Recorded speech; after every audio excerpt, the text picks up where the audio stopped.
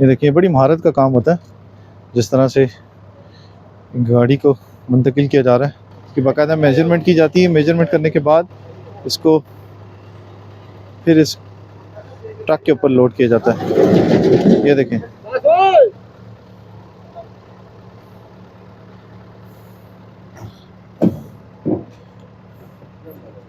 और ये उस्ताद जी छोड़ दो। ये देखें।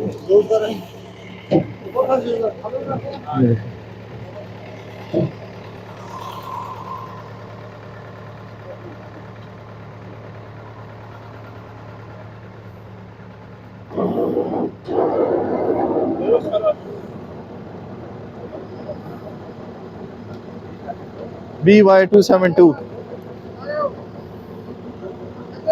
ये लाके